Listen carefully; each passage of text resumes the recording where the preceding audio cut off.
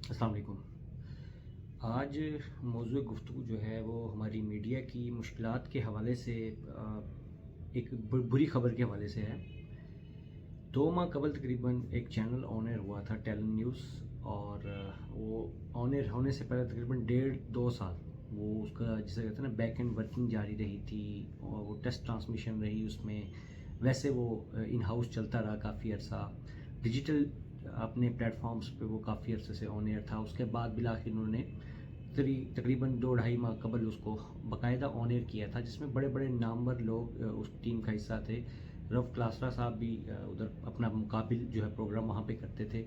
इसके अलावा इस्लामाबाद, कराची और लाहौर से बड़े तगड़े ब्यूरो चीफ जो है रखे गए।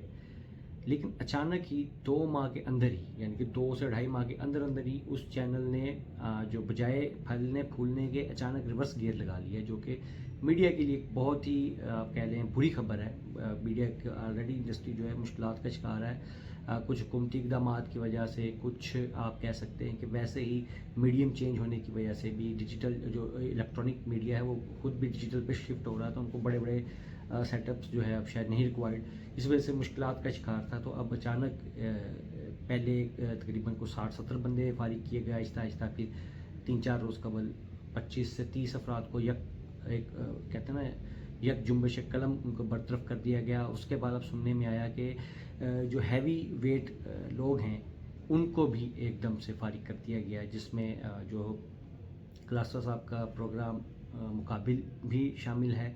इसके अलावा अतर काज़मी को नोटिस दे दिया गया है। डायरेक्टर प्रोग्रामिंग जो हैं, जो पीटीवी के जीएम थे फयाज़ वराइद साहब, उनको भी ओहदे से हटा दिया गया है। इसके अलावा जो हमारे ज़राए हैं उसके मुताबिक ये चैनल बहुत जल्द ही अपनी पुरानी पोजीशन पे जाने वाला है जो ऑन एयर रहने से पहले थी, यानी कि उसको एक डिजिटल का सेटअप के तौर पे चलाया जाएगा और बिल्कुल उसकी प्रेजेंस सेटेलाइट पे इतनी ही रखी जाएगी कि वो ज़िंदा रहे, मरे ना।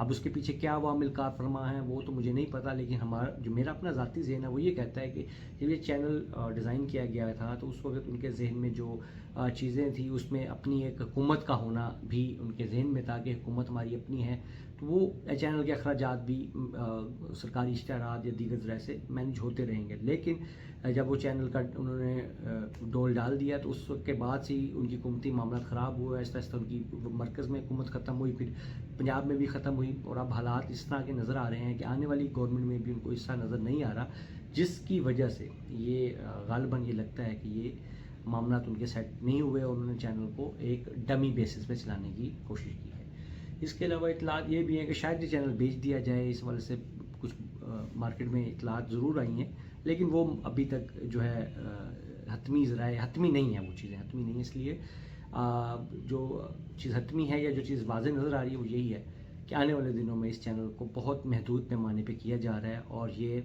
चैनल समझ लें कि बिन खिले ही ये मुरझाने वाला चैनल है। इसके लिए जितने भी हमारे साथी इसमें मुतासिर हुए उनके लिए अफसोस का इज़हार हम कर सकते हैं, लेकिन उनको साथ साथ ये मशवरा भी है कि मीडिया के अंदर अगर इन रहना है तो उनको खुद स्किलफुल होना पड़ेगा।